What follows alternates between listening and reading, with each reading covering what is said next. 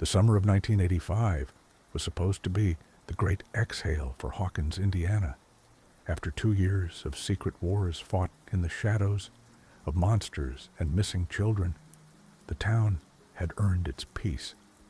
The symbol of this bright, new, amnesiac era was the Starcourt Mall, a 3-story temple of consumerism, its neon glow a promise of a future untroubled by the darkness that still lingered in the memories of a chosen few.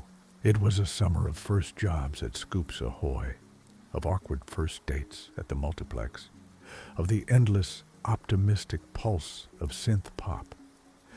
But while the town looked forward, a new enemy was digging in from below, not a creature from another dimension, but a human one, driven by a different kind of cold, calculating ambition. This is the story of that summer, the story of a shopping mall that became a war zone, and a group of friends who were pulled back into a fight they thought they had won, discovering along the way that the Upside Down was not the only source of monsters in their world. Now, let's go back to the summer of big hair and new coke, to a secret buried deep beneath the food court.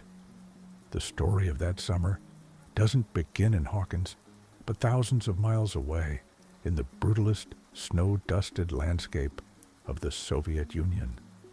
In the heart of a grim, fortified research facility in Kamchatka, a team of desperate scientists and ruthless military officers stood before a monstrous machine. It was a colossal, terrifying ring of metal and wires, a dimensional drill they called the Key. Their purpose was a mirror image of Martin Brenner's, to tear open a doorway to the Upside Down, to harness its power for their own side in the Cold War. The air in the chamber was thick with the smell of ozone and fear. A grim-faced general gave the order, and the scientists, their faces pale under the harsh fluorescent lights, turned their keys. The machine roared to life, a deafening, reality-bending shriek as a beam of pure, searing energy shot towards a concrete wall. For a moment, a shimmering, viscous tear appeared, a small, unstable gate. But the wall between worlds was too thick here, too strong. The gate collapsed, and the machine, unable to contain the immense energy it had unleashed, began to overload. The scientists screamed, a sound swallowed by the machine's death rattle, as a wave of energy erupted outwards, vaporizing them where they stood, leaving nothing but scorched shadows on the wall. The general, watching from a protected chamber, surveyed the devastation with a cold, unforgiving eye.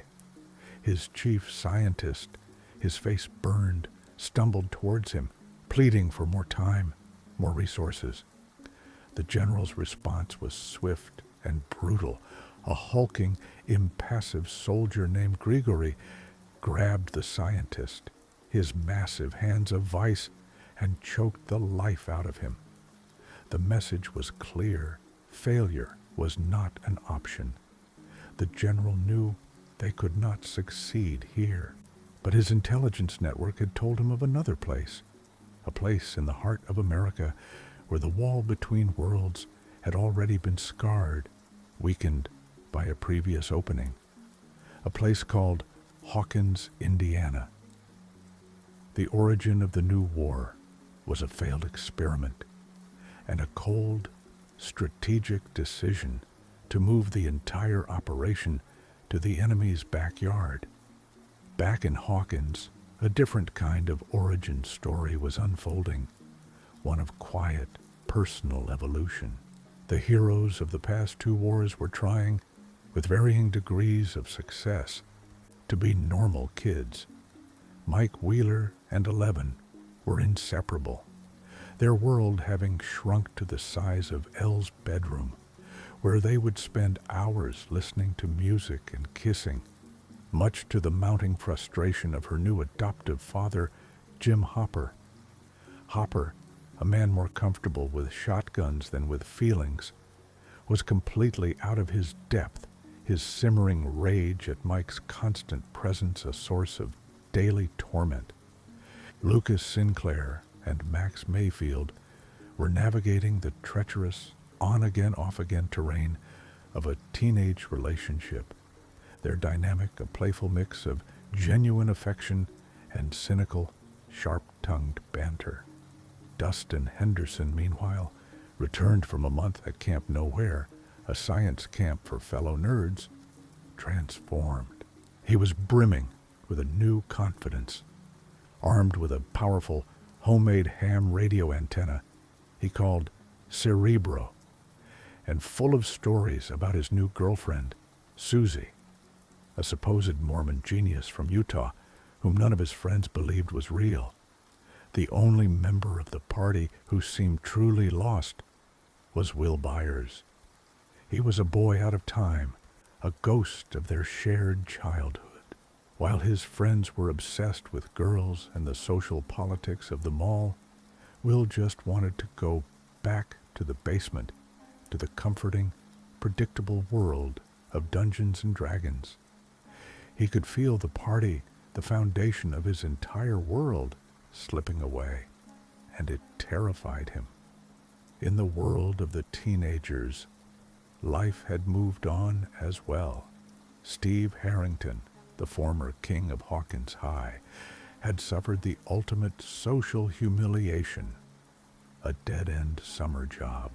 He was now slinging ice cream at Scoops Ahoy in the Starcourt Mall, forced to wear a ridiculous sailor's uniform and endure the daily mockery of his co-worker, Robin Buckley. Robin, a sharp, intelligent girl from his old marching band, saw right through his carefully constructed cool guy facade and seemed to derive an almost scientific pleasure from pointing out its flaws. Their relationship was one of witty, sarcastic warfare, a friendship waiting to be forged in the fires of a shared, terrifying secret. Nancy Wheeler and Jonathan Byers had also joined the workforce, taking on summer internships at the Hawkins Post. Nancy, ever the ambitious one, dreamed of being a real journalist, but was treated as a coffee and errands girl by a board of leering, deeply sexist older men. Jonathan, ever the cynic, was just there for the paycheck, his quiet, observant nature making him a fly on the wall in a place that didn't value his perspective. And finally, there was Joyce Byers. She was trying to build a quiet life, to heal from the loss of Bob Newby, to simply be a mother to her 2 boys. But the universe, it seemed, had other plans. It started with a small, strange thing, the decorative magnets on her refrigerator. Magnets she had collected over the years kept falling off, their power mysteriously, inexplicably gone. It was a tiny crack in the veneer of her new normalcy, a whisper of the old wrongness, a sound only she could hear. The summer of peace was officially shattered by 2 separate, seemingly unconnected events that would ultimately converge into a single, terrifying conspiracy. The first catalyst was a triumph of nerdy ambition that quickly became a matter of national security. Dustin Henderson, determined to prove the existence of his girlfriend Susie to his skeptical friends, hauled his massive homemade radio tower, Cerebro, to the top of the highest hill in Hawkins. His plan was to use its immense power to reach her in Utah. But his friends, caught up in their own romantic dramas, ditched him. Alone on the hilltop, a solitary figure against the setting sun, Dustin made his attempt. He broadcast his call sign, a hopeful whisper into the vast emptiness of the airwaves. But Susie didn't answer. Instead, after a wave of static, he intercepted something else entirely. A voice speaking in Russian, reading a series of coded numbers and phrases, all set to the tinny, cheerful music of a children's carnival ride. For a moment, he was confused. Then, a jolt of pure, exhilarating terror shot through him. He wasn't listening to a normal broadcast. He had stumbled upon a secret, a real-life spy transmission. The Cold War, a thing of textbooks and news reports, was suddenly crackling through his headphones in the middle of Indiana. The second catalyst was born of Joyce Byers' persistent, unshakable intuition. The mystery of the dead magnets had consumed her. She saw it not as a household problem, but as a symptom of a larger sickness, the same kind of wrongness that had preceded Will's disappearance. She tried to explain her theory of electromagnetism to a deeply uninterested Hopper, her frantic energy and wild-eyed certainty a familiar sight to him. He was dismissive, his mind preoccupied with his own domestic crisis, how to break up his daughter and Mike Wheeler without using a firearm. But Joyce was relentless. She convinced him to go with her to the now abandoned Hawkins lab, the site of so much of their shared trauma, to see if the magnetic anomaly was originating from there. As they explored the derelict, weed-choked grounds, they found nothing. Hopper was ready to dismiss it all as another one of Joyce's episodes. And then they were attacked. A hulking, impassive man on a motorcycle, a figure who seemed to move with the inhuman efficiency of a machine, ambushed them. He was Grigori, the Russian enforcer. Hopper, his combat skills rusty but still present, engaged him in a brutal, desperate fight. It was a messy, ugly brawl, a clash of Hopper's desperate survival instincts against Grigori's cold, professional violence. They barely escaped with their lives, Hopper having to pull a stunned and terrified Joyce into his car and speed away. The psychological fallout of these two events was immense. For Dustin, it was the beginning of an exciting, terrifying adventure. He now had a mission, a real-life puzzle to solve. For Joyce and Hopper, it was a horrifying confirmation. The darkness had returned to Hawkins, but this time it had a human face. Hopper, the cop, now knew they were up against a tangible, deadly, and highly trained enemy. And Joyce, the mother, now knew that her crazy intuition had been right all along. She was vindicated, but that vindication came with a fresh wave of terror. The two threads of the mystery, the coded message, and the Russian assassin were dangling, separate for now, but both pointed to a single, terrifying truth. The war they thought was over had just begun a new, even stranger campaign. With the terrifying reality of a Soviet presence in Hawkins now established, the heroes of the story began to coalesce into distinct factions, each tackling a piece of the sprawling mystery from a different angle. The first and most unlikely of these new factions was born over melted ice cream and a shared sense of existential dread in the back room of Scoops Ahoy. This was the rise of the Scoops Troop. Dustin, armed with his recording of the Russian transmission, knew he couldn't crack the code alone. His first and only recruit was Steve Harrington. Steve, initially, was resistant. He was trying to be a responsible, if deeply unhappy, adult. He had a job to do, a ridiculous uniform to wear, and a scoreboard of his romantic failures You rule, you suck to maintain. But Dustin's infectious enthusiasm, combined with the sheer, undeniable coolness of a real-life spy mystery, was too much to resist. Steve was in. Their attempts to translate the code were a comedic failure until they brought in the one person who might actually be smart enough to solve it. Robin Buckley. Robin, initially a vessel of pure, unfiltered sarcasm, was skeptical. But her curiosity, the defining trait of her sharp, intelligent mind, got the better of her. She listened to the recording, and her brain, fluent in multiple languages and wired for patterns, immediately went to work. It was Robin who identified the music as being from a specific ride at the mall's fun fair. It was Robin who realized the coded phrases might correspond to deliveries being made to businesses within the mall. And it was Robin who, using a map of Starcourt, cracked the code, revealing a sequence of locations: the Silver Cat, Imperial Panda, Kaufman's Shoes.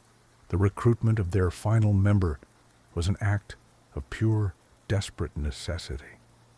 Their investigation led them to a locked service corridor, the delivery point for the Russians.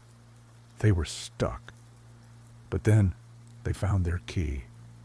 Erica Sinclair, Lucas's 10-year-old sister, a pint-sized capitalist with a tongue as sharp as a razor blade. She had discovered their secret meetings while demanding free ice cream samples. Dustin and Robin realized she was small enough to crawl through the air vents and open the door from the inside. Erica, seeing an opportunity, negotiated the terms of her involvement with the ruthless skill of a seasoned CEO. Her price: free ice cream for life. She became the fourth and sassiest member of the Scoops Troop. While they were busy cracking codes, a second faction, which Murray Bauman would later dub the Griswold family, was on its own chaotic journey. Joyce and Hopper, having escaped Grigori, managed to kidnap the Russian scientist, Alexei. The problem was, they couldn't understand a word he said. Their only hope was Murray. The journey to Murray's fortified bunker was a tense, bickering road trip. Their palpable romantic chemistry manifesting as a series of arguments over maps and driving speeds. At the bunker, they had to convince a deeply paranoid Murray to help them.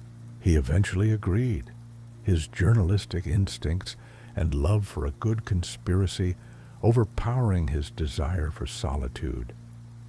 With Alexei's translation, they learned the horrifying truth. The Russians were using a massive energy weapon to try and reopen the gate to the Upside Down, and they were doing it right under the mall. This new faction, Hopper the Brawn, Joyce the Heart, and Murray the eccentric, vodka-fueled brains, was now armed with the central piece of the puzzle. But they were miles from the source, hunted by an unstoppable killer. A third faction, the original party, was also forming, but theirs was a faction born of fracture and a dawning new horror. Mike and Eleven's forced breakup, instigated by Hopper, led to a new, powerful alliance between Eleven and Max. Max took it upon herself to liberate Eleven from the world of boys and fathers, introducing her to the wonders of fashion, magazines, and female friendship.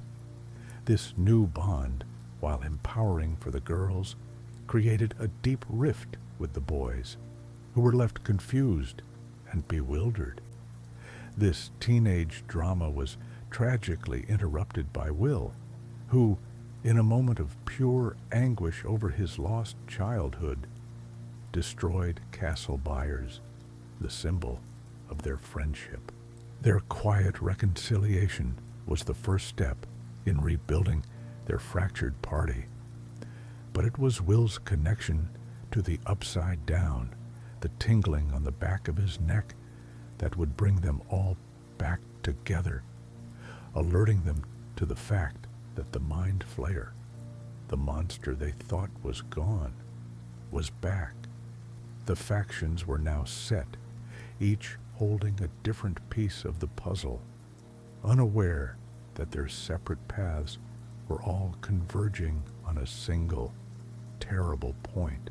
The first major conflict of the summer was not with the Russians, but with the insidious, returning evil from the upside down. The battle was fought not by the codebreakers or the spies, but by the two factions who had the most intimate experience with the darkness, Nancy and Jonathan, and the newly reunited kids. The conflict began with Nancy Wheeler's dogged pursuit of a story, driven by her journalistic ambition and a gut feeling that something was wrong. She refused to let go of the rabid rats case. Her investigation, with a supportive but skeptical Jonathan at her side, led them from a strange discovery of consumed fertilizer at Doris Driscoll's house to the Hawkins Hospital, where Mrs. Driscoll had been taken. The hospital, usually a place of healing, became the setting for a terrifying, body horror-infused confrontation. Nancy and Jonathan found Mrs. Driscoll's room empty, but they soon found her in the basement, strapped to a gurney, convulsing.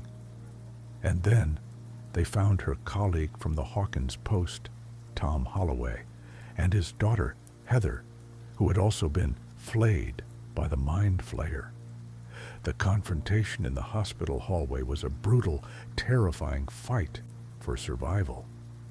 Tom and the newspaper's editor, Bruce, their bodies now puppets for the mind flayer, attacked them with a superhuman strength and a complete lack of humanity. The fight was a messy, desperate brawl, with Nancy and Jonathan using whatever they could find as weapons. The true horror came when they managed to kill their attackers. The bodies didn't just die. They dissolved into pulsating, screaming piles of biomass, which then merged together, forming a single, multi-limbed, chittering monster of melted flesh and bone. The monster cornered them, and just as it was about to strike, 11 arrived. She had been led there by her own investigation, and she engaged the creature in a furious telekinetic battle, tearing it apart with her mind before it could escape into the hospital's ventilation system. The aftermath was a moment of grim understanding. The monster was back. It was building a physical form by consuming people, and it was strong. While this was happening, the Scoops troop was facing their own first major conflict. Having successfully infiltrated the Russian base, they were now trapped deep underground, their triumphant discovery quickly turning into a nightmare. They witnessed the sheer scale of the operation, the massive laser, the gate room, and realized they were in far over their heads. Their attempts to find a way out led them to a communications room where they were ambushed and captured. Steve and Robin, in a selfless act, created a diversion that allowed Dustin and Erica to escape back into the mall's ventilation system. But they themselves were taken prisoner. The aftermath for them was a descent into a new kind of hell, interrogation at the hands of the Russians. This first major conflict redefined the stakes for everyone. For Nancy, Jonathan, and the kids, it was the horrifying confirmation that the mind flayer was not just a memory, but a present and evolving threat. For the Scoops troop, it was the end of their fun spy game and the beginning of a real, life or death struggle. The war was no longer a secret to be uncovered. It was a physical, monstrous reality that was actively hunting them, and they were all, in their own ways, trapped. The summer of 1985 was a lost era for the heroes of Hawkins, a period where they were scattered, operating in isolated pockets of resistance, unaware of the full picture. Each faction was lost in its own specific nightmare, trying to navigate a piece of a puzzle whose terrifying shape was only just beginning to come into focus. For the Scoops Troop, this was a literal lost era, as they were trapped deep within the labyrinthine Russian base beneath the mall.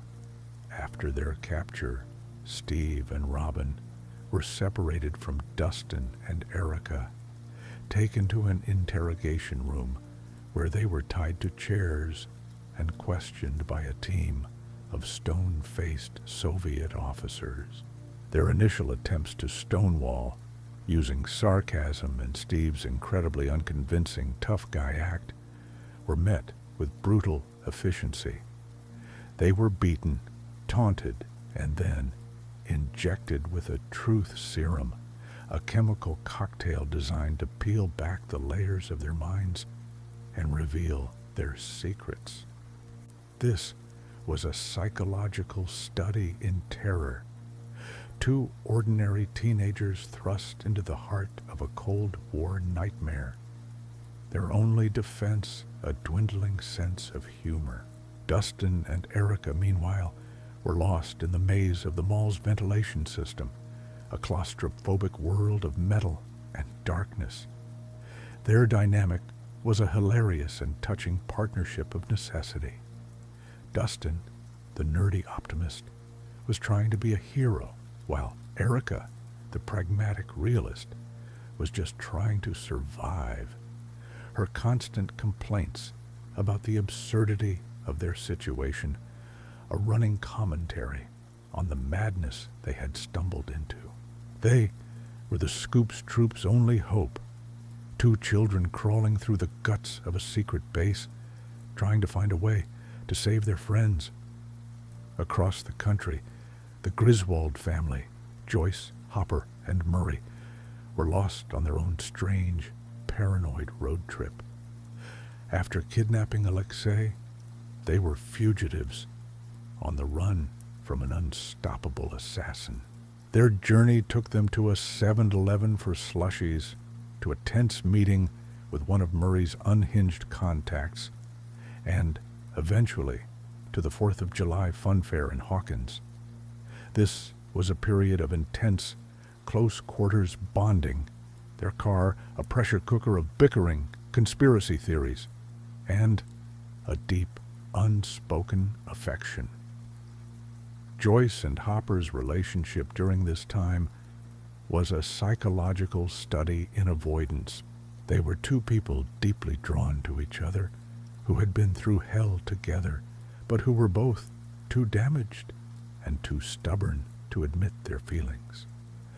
Their constant arguments were a smokescreen, a way to keep a safe distance from a vulnerability that was, in its own way, as scary as any Russian killer. Their secrets were not from each other, but from themselves. Back in Hawkins, the kids were lost in a different kind of fog, a fog of confusion and fear. They knew the Mind Flayer was back. They knew Billy was its host, but they didn't know why, or what its ultimate goal was. They were trying to fight a war without a clear sense of the enemy's strategy. Will's connection to the monster was their greatest asset and their greatest liability. He was their spy who was caught, able to sense the Mind Flayer's presence, but also vulnerable to its influence. His trauma, the feeling of the monster in the back of his neck, was a constant, terrifying reminder of their own powerlessness. Their rebuilding phase was about trying to come together as a team again after the fractures of their earlier conflicts. Mike and Eleven's relationship was strained. Lucas and Max were on uncertain ground, and Will was terrified. They had to rebuild their trust, their fellowship, in the face of a threat that was actively trying to tear them apart from the inside. This lost era was the calm before the storm, a period where each faction was isolated, fighting its own small, desperate battle. They were all holding a piece of the truth, unaware that soon a single catastrophic event would bring all their separate nightmares crashing together. While the heroes were scattered and fighting their own small battles, the true threat of the summer was quietly, methodically, building its army. The reemergence of the Mind Flayer was not just a return, it was an evolution. It had learned from its past defeats. Possession of a single host was too risky. This time, its new idea was to build a physical body, a colossal weapon made from the assimilated flesh of multiple victims. The process was a grotesque, biological horror story that unfolded in the dark, forgotten corners of Hawkins. The first signs of this new methodology were the rats. They were the canaries in the coal mine, drawn by an unseen force to the abandoned Brimborn steelworks. They would gather in swarms, their bodies convulsing, before they would explode in a shower of gore, their biomass melting and merging into a single, pulsating organic mass. This was the monster's larder, the raw material for its new body. The suspense built as the entity moved on from rats to humans.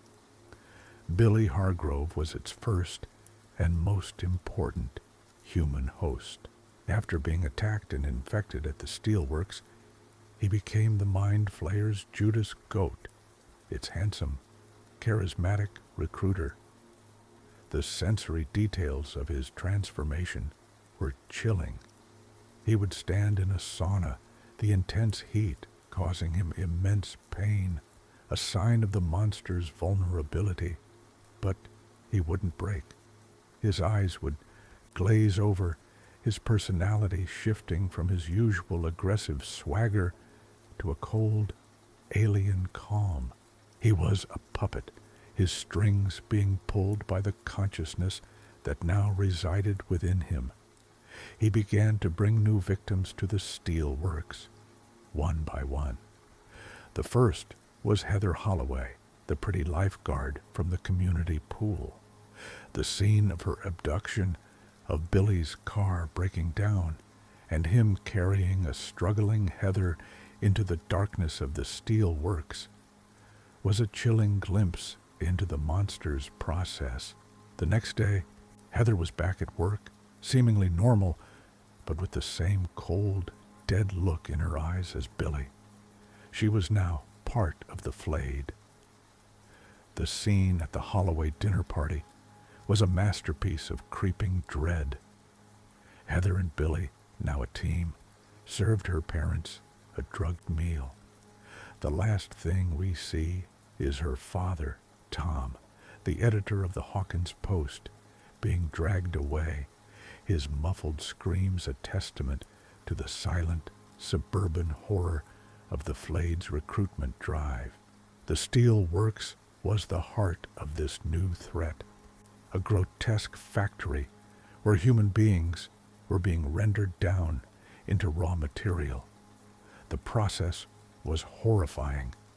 The victims would ingest toxic chemicals, their bodies breaking down before they would be absorbed into the growing, chittering, multi-limbed creature that was the physical manifestation of the Mind Flayer's consciousness. This new idea, this biological assimilation, was a terrifying escalation. The monster wasn't just killing people.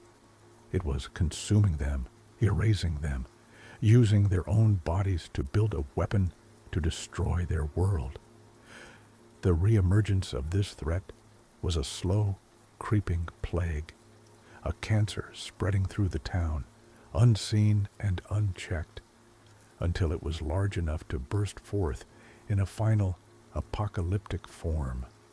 The carefully laid plans of the different factions began to collide, creating a new, chaotic order defined by shared knowledge and escalating danger. The primary source of conflict shifted from mystery to a desperate, multi-front war against two known enemies, the Russians and the Mind Flayer. The internal conflicts within the hero groups began to resolve in the face of this overwhelming threat, their personal dramas seeming petty in comparison to the looming apocalypse. The first major point of convergence was the revelation of the flayed army. When Nancy and Jonathan survived their terrifying encounter with the monster at the hospital, they brought their story to the kids. The pieces started to click together. Will's tingling sensation, Billy's strange behavior, the possessed Mrs. Driscoll. It was all connected. They now understood the Mind Flayer's new methodology. It was building a bigger, stronger body by consuming people. This new knowledge created a new order for the kids. They were no longer just reacting. They had a clear, tangible enemy to fight. Their new mission was to find the source, the main body of the monster, and figure out how to stop it. This new unity, however, created its own internal strife. 11, feeling the weight of being their only real weapon, began to push her powers to a dangerous limit, a decision that would have grave consequences. Across town, a different kind of new order was being forged in the back of a stolen convertible. Joyce and Hopper, with Murray in tow, had a new mission: get the information about the Russian base to the authorities. This led them to a tense, hilarious infiltration of the Hawkins Fun Fair, where they tried to find a payphone that wasn't bugged. The new social dynamic of their Griswold family was one of bickering affection and high-stakes teamwork. Hopper and Joyce, forced to rely on each other for survival, finally began to break down the walls between them, their arguments now tinged with the undeniable chemistry of two people falling in love in the middle of a war zone. The tragic death of Alexei at the fair, murdered by Grigory, was a brutal reminder of the stakes. This wasn't a game. People were dying. The loss of their innocent Russian friend galvanized them, transforming their mission from one of reporting to one of direct action. The most dramatic new order was formed in the bowels of the Starcourt Mall. Steve and Robin, having been captured and drugged with truth serum, were rescued by Dustin and Erica.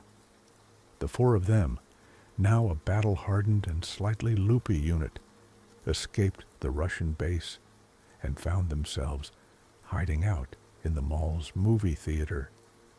It was here, in a bathroom stall, still high as kites, that the group's internal conflicts resolved in a moment of profound, heartfelt honesty. Robin, terrified of Steve's romantic interest in her, confessed her own secret. She was a lesbian, and the person she had been obsessed with in school was not him, but Tammy Thompson. Steve's reaction was a stunning testament to his character's growth. The former king of Hawkins High, the popular, sometimes shallow jock, didn't mock her or reject her. He listened, he understood, and he immediately accepted her, his primary concern being that she could do so much better than the vocally challenged Tammy. In that moment, Their friendship was cemented, their bond becoming one of the strongest in the entire series. The new order was now clear. The heroes were no longer operating in the dark. They knew about the Russians, they knew about the Mind Flayer, and they were all, in their own ways, converging on the Starcourt Mall, the epicenter of both threats. The stage was set for a final, massive confrontation, their separate stories now woven into a single, desperate thread. The season's critical turning point was a chaotic, terrifying, and ultimately unifying event, the Battle of Hopper's Cabin. This was the moment all the disparate threads of the story violently crashed together, forcing the scattered factions to merge into a single, cohesive fighting force. The narration of this event begins with the kids retreating to what they believed was their last safe haven. After Eleven's psychic battle with Billy had left her drained and vulnerable, they took her to Hopper's isolated cabin in the woods, a place they thought was off the grid, a fortress against the encroaching darkness. They were wrong. The Mind Flayer, through its lingering psychic connection to Eleven from their previous encounters, knew exactly where she was. It began to recall its physical form, the grotesque, multi-limbed spider monster from the steelworks, sending it on a direct course for the cabin. The tactical failure was the hero's underestimation of the monster's intelligence and its deep, obsessive connection to 11. At the same time, the other factions, driven by their own desperate circumstances, were also converging on the cabin. Hopper, Joyce, and Murray, fleeing the Funfair massacre with the knowledge that the Russians were trying to reopen the gate, saw the cabin as their only place to regroup. Dustin, Steve, Robin, and Erica, having just escaped the Russian base with the knowledge that it was right under the mall, were also trying to find a safe place to lay low and figure out their next move. The cabin became an unintentional rendezvous point for the entire resistance. The scene of their convergence was a whirlwind of frantic, overlapping revelations. For a few brief, chaotic moments, everyone was talking at once, sharing their piece of the puzzle. The Scoops troop revealed the secret base under the mall. Hopper and Joyce confirmed it, adding the horrifying detail that it was being used to open the gate, and the kids, their faces pale with terror, told them about the Mind Flayer, the flayed army, and the monster made of melted people that was, at that very moment, heading straight for them. The shocking revelation, the key that unlocked the entire mystery, came from Dustin.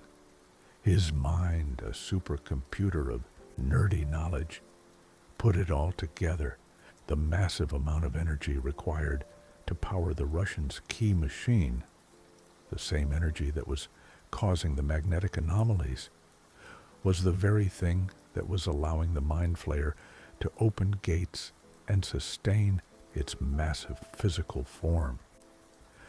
The Russians weren't just an adjacent threat. They were the power source for the apocalypse. The two nightmare scenarios were one and the same. Before they could even process the full, horrifying implications of this, the monster arrived. The attack on the cabin was a brutal, desperate siege. The spider monster, a chittering behemoth of flesh and bone, smashed through the walls, its tendrils lashing out, trying to get to 11. Hopper and Jonathan laid down a hail of gunfire, but the creature barely seemed to notice. It was a battle of overwhelming, monstrous force against dwindling ammunition and pure grit. The climax of the fight was a terrifying one-on-one confrontation between the monster and a weakened 11. She used the last of her strength to telekinetically tear a piece of it away, but it was not enough. It was during this struggle that the creature managed to lash out and bite her leg, leaving a writhing parasitic piece of itself behind, a living infection. This was the villain's trap in its most devastating form. It had wounded their greatest weapon, compromised their queen. They managed to fight it off, to force it into a temporary retreat. But the damage was done. The cabin was destroyed. Their sanctuary was gone. And 11 was now infected, her power fading fast. This catastrophic event was the final brutal turning point, forcing the now united heroes into one last, desperate, and seemingly impossible plan. The battle at the cabin marked the beginning of the fall and transformation of the season's central hero, 11. The bite from the Mind Flayer's physical form was not a simple injury. It was a violation, an infection of both her body and her power. This was the start of her descent into a terrifying, unfamiliar state. Normalcy. The internal monologue for 11 during this period would have been a maelstrom of pain, fear, and a creeping, chilling sense of wrongness. She could feel the piece of the monster inside her leg, a living, writhing parasite that was not just causing her excruciating physical pain, but was also acting as a psychic siphon, actively draining her telekinetic abilities. Her power, the very core of her identity, the thing that made her special, was fading, being consumed by the piece of her enemy that was now a part of her. The external pressures were immense. The newly united group of heroes, her family, was looking to her for a solution, for a miracle. They saw her as their ultimate weapon, the only one who could truly stand against the Mind Flayer. But she was broken. She was a soldier whose weapon was jamming at the most critical moment of the war. Her transformation reached its agonizing climax in the brightly lit, sterile environment of the Starcourt Mall food court. After their retreat from the destroyed cabin, the group realized the piece of the monster had to be removed. The infection was spreading, and her powers were almost completely gone. Jonathan, his face grim, attempted a crude surgery with a sterilized knife, but the pain was too much. This was the moment of her final choice.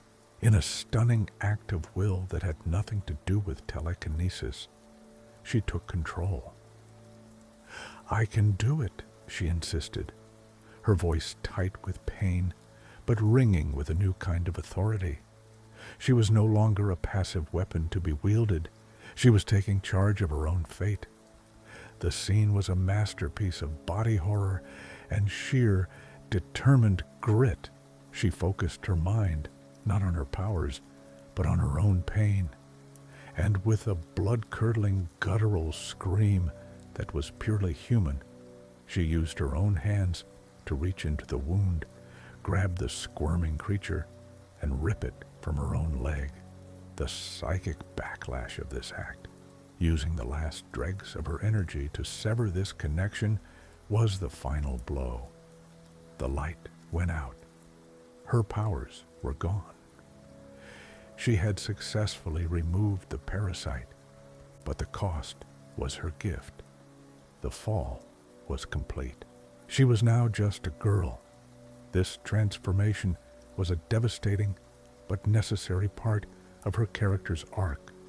Her entire life had been defined by what she could do. Now she had to learn who she was without it. She was forced to relinquish her role as the group's protector and accept the terrifyingly vulnerable position of being the one who needed protection.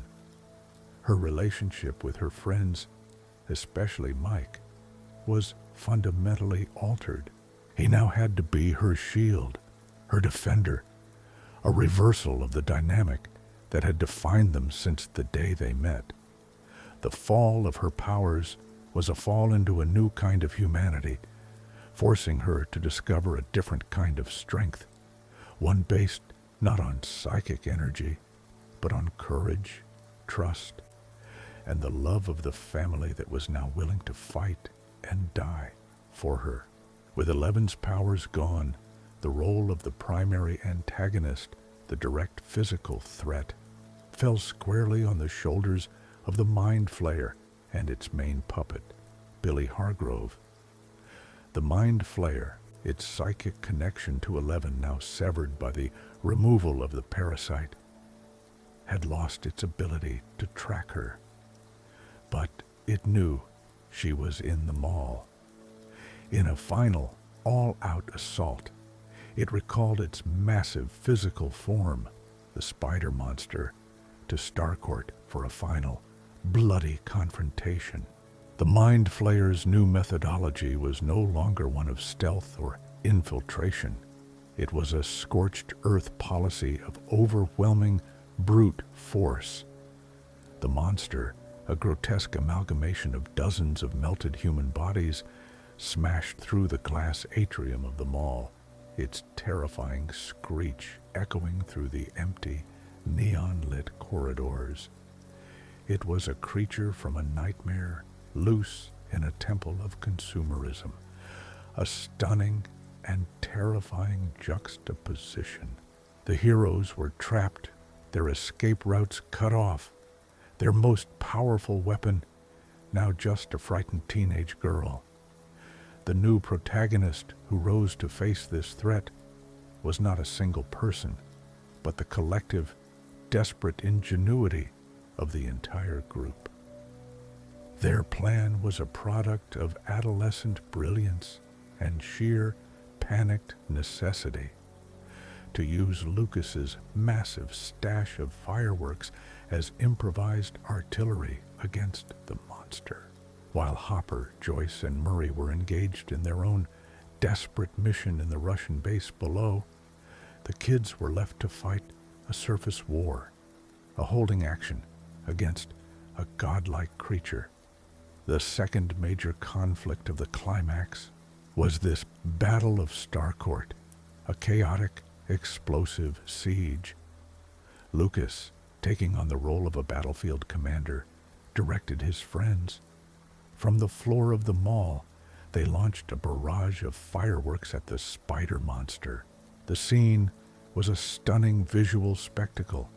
The bright, celebratory colors of bottle rockets and Roman candles exploding against the dark, grotesque flesh of the creature.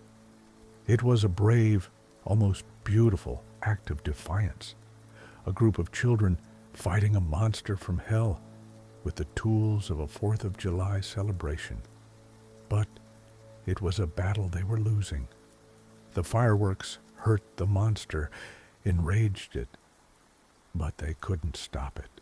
The true climax of this conflict, the emotional and narrative heart of the battle, centered on Billy Hargrove. The Mind Flayer, growing impatient, used Billy as its personal enforcer, sending him to capture the now powerless 11. He found her cornered and terrified, and easily overpowered her friends. He was about to deliver her to the spider monster, to be killed and absorbed.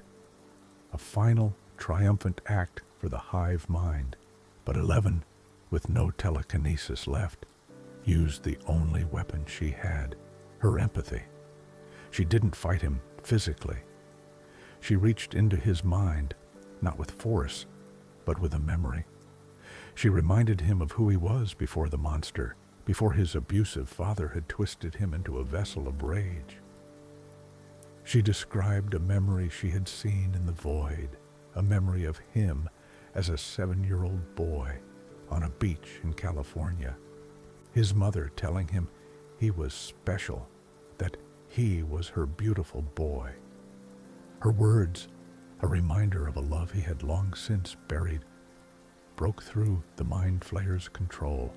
The real Billy, the scared, lost child, resurfaced for one final, heroic moment. As the mind flayer's tendril shot out to kill 11, Billy, with tears streaming down his face, stepped in the way. He took the blow, his body seized by the monster, and with his last breath, he stood up to the creature, screaming in defiance, his arms spread wide, protecting the girl he had been sent to kill. The monster, enraged by this betrayal, brutally murdered him, impaling him again and again. The death of Billy was a devastating, tragic, and profoundly redemptive act. He had spent the season as a villain, a monster's puppet, but in his final moments, he found his humanity and became a hero. His sacrifice bought them the time they needed, a few precious, critical seconds for Hopper and Joyce to win the war, being fought deep below their feet. The heroic, tragic sacrifice of Billy Hargrove was a pivotal moment, a devastating loss that created the crucial window of opportunity needed for the heroes to win the war. As Max screamed in anguish over her brother's broken body, and the mind flayer prepared to strike the final blow against a defenseless 11, the battle reached its true, multi-front climax. Deep beneath the mall, in the heart of the Russian base, Joyce and Hopper's own desperate mission had reached its final, critical stage.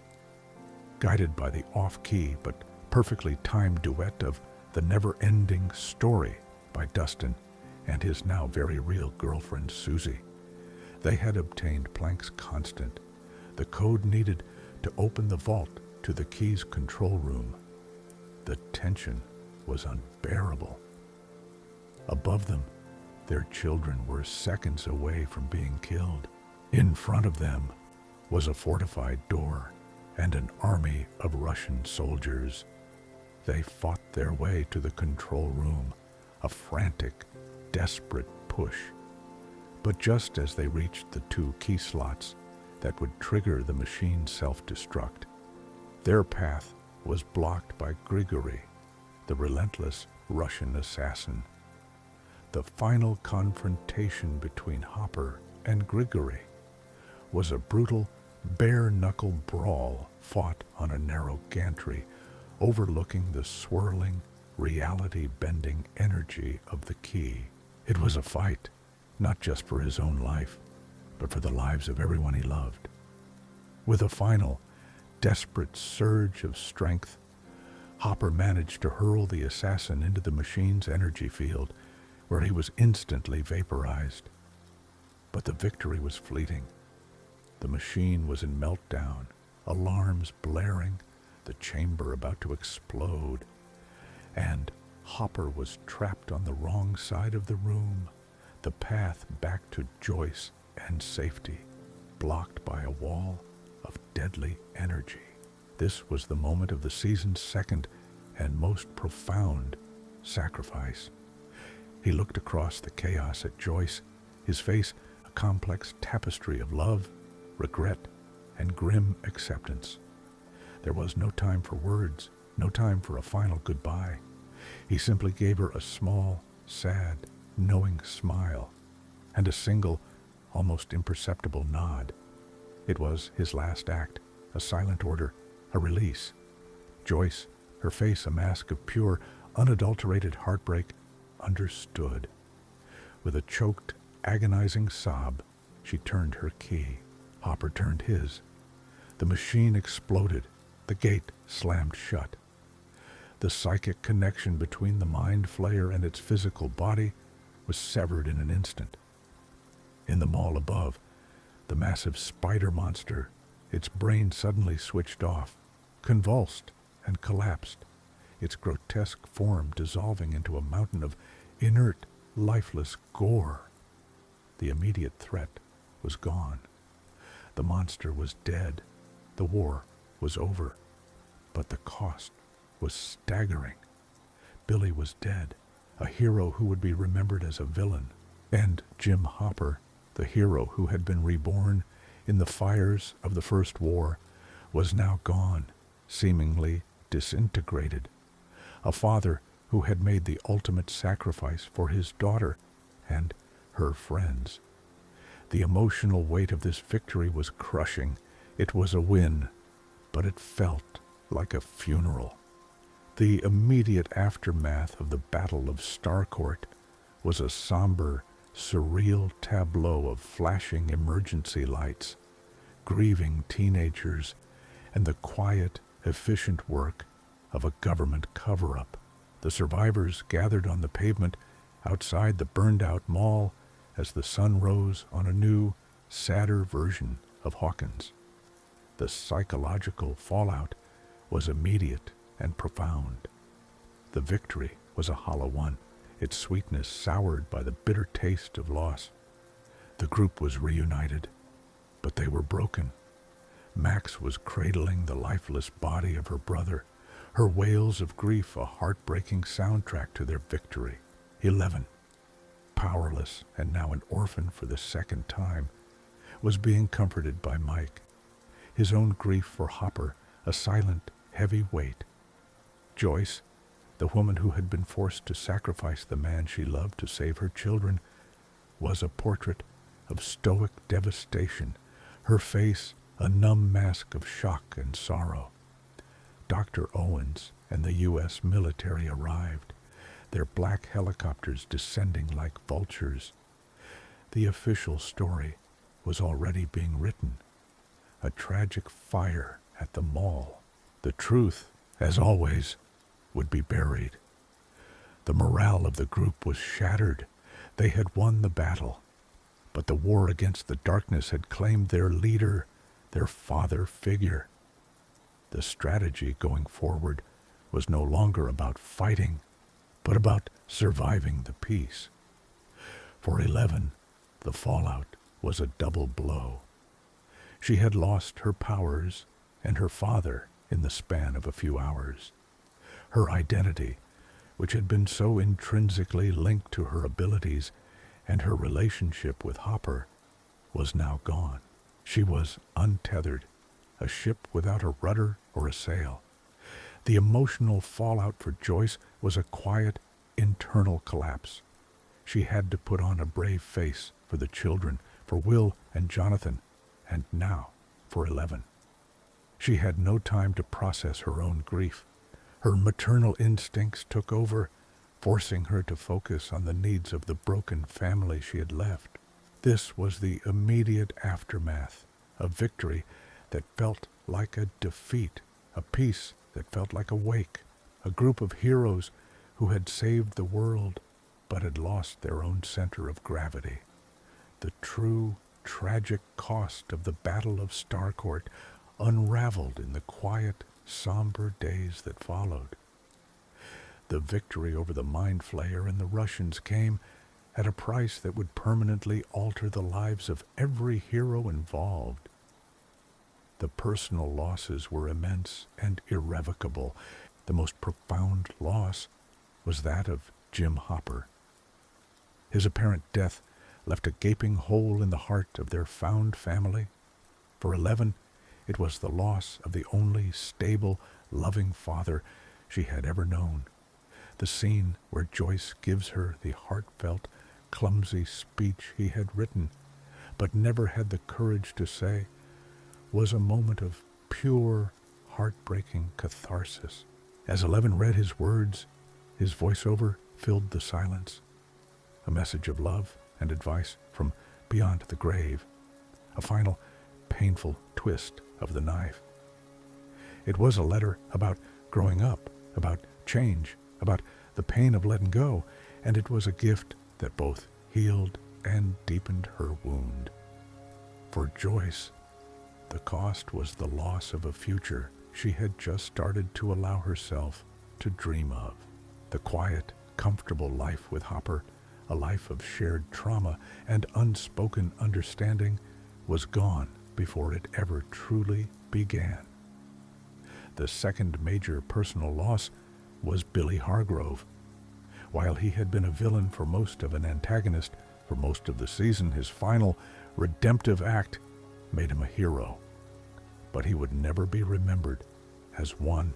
The town of Hawkins, in its need for simple explanations, would likely see him as one of the casualties of the mall fire, a troubled kid who was in the wrong place at the wrong time. Only Max and our heroes would know the truth of his sacrifice, a secret bravery that would be buried with him. The wider environmental and political consequences were a masterclass in government cleanup. The Starcourt Mall, the symbol of the town's economic hopes, was a ruined, condemned husk. The Russian base beneath it was sealed and buried, its existence denied. The official narrative, a simple fire, was cemented, a lie that everyone was forced to live with. Unraveling the true cost reveals the deep, lasting scars left on the survivors. The party was about to be broken up. The romantic relationships between Mike and Eleven and Nancy and Jonathan were now facing the new, insurmountable obstacle of distance. The perfect summer had ended in a funeral, a move, and the fracturing of the very bonds that had given them the strength to win.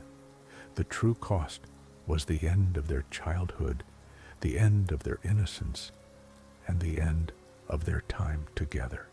3 months after the fire, the dust had settled. But the emotional landscape of Hawkins was permanently altered. The long-term legacy of the Battle of Starcourt was one of separation, grief, and a fragile, uncertain future. The new status quo for the heroes was a diaspora. The Byers family, now including a grieving and powerless Eleven, was leaving Hawkins.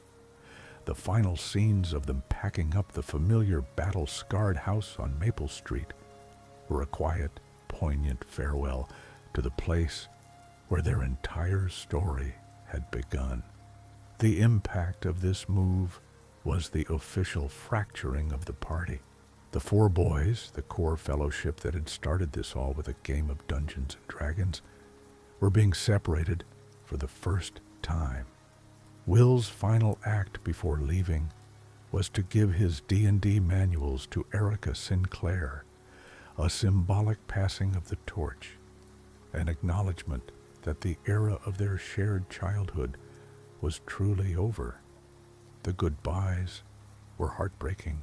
Mike and Eleven, their love story now a long-distance affair, promised to visit at Thanksgiving and Christmas. Their plans a fragile shield against the pain of their separation. Nancy and Jonathan's future was equally uncertain. Their own plans for college and life now complicated by the miles that would soon be between them.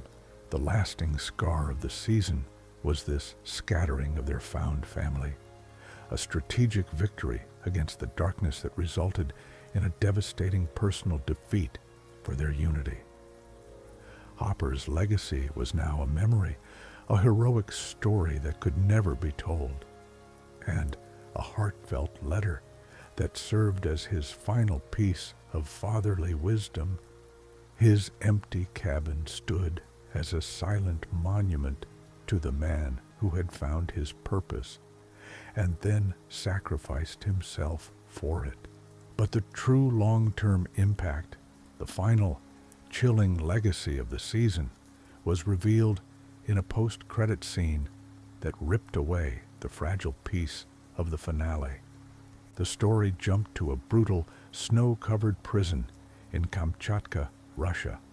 There, 2 guards walked past a line of cells to select a prisoner to be fed to their secret pet. No, One guard says to the other, stopping him from opening one particular door. Not the American, but they drag another screaming man away and throw him into a cage where he is promptly devoured by a living, breathing demogorgon.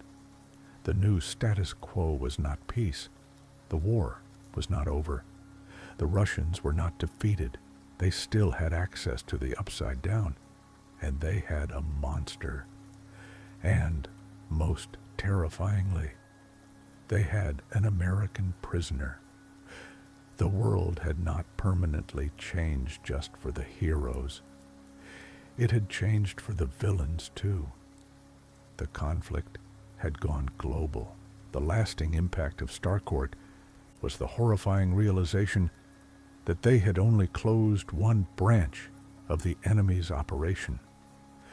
The beast was still out there, and now it was clear that one of their own was trapped on the other side of the world. A prisoner in a war they didn't even know was still being fought. The season ended not with a resolution, but with a new, even more terrifying mystery. A single, ominous, loose thread that promised a future conflict far deadlier than anything they had faced before. The summer of 1985 was supposed to be a celebration of normalcy, a brightly lit, pop music-fueled escape from the shadows of the past. It was a season of first jobs and first loves, of malls and movies, of a town and a group of friends trying desperately to be ordinary. But in Hawkins, the past is never past, and normalcy is just a thin layer of ice over a deep, dark ocean of secrets. The heroes of Starcourt learned that the monsters don't always have claws and faceless heads. Sometimes they have political agendas and secret underground bases. Sometimes they look like the handsome, angry boy next door. They fought a two-front war against an interdimensional horror and a human enemy, only to discover they were two arms of the same deadly creature. They won, as they always seem to do, but their victory was paid for in blood and fire. They lost a father, a tragic hero, and a piece of their own souls. They were left scattered, grieving, and for the first time, truly apart. But as the buyer's moving van drives them toward an uncertain future and a secret prison in the coldest corner of the world reveals a captive monster and a captive friend, one final chilling question hangs in the air. How do you heal from a war you thought you won, when you find out it was only a single battle, and the enemy is still holding one of your most important pieces?